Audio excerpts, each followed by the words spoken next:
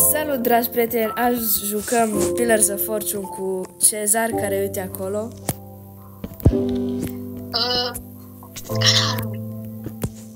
Am și eu genul canal, Shrimp62, căutați-l, postez chestii aproape nimic. Da, las că o să pun eu numele. Îmi sparge unul blocul. Bă, ce slabă. Vezi că vine. Ce voiam să fac în acel moment? Hai să-l spectatăm pe domnul Shrimp Asta a fost. cu skin-ul lui epic.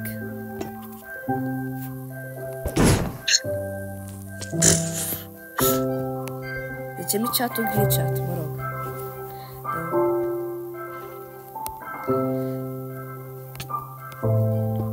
Ai picat într-o sticlă de gen... De ce ți părul albastru?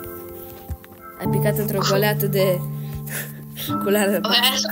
Să vezi ce clutch dau. Clutch time.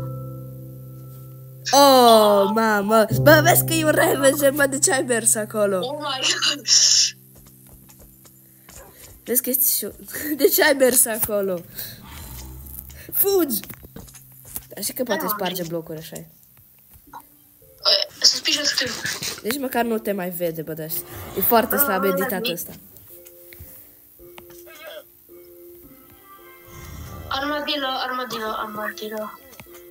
Bun, și la ce ne trebuie armadillo?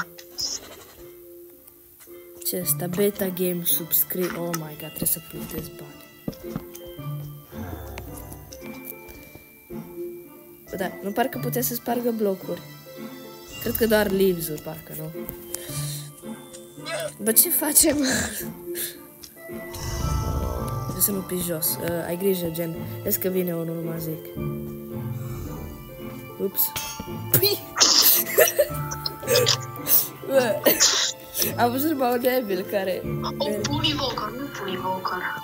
De ce? Că o să fie vexuri. Dar pune dacă vrei. Nu.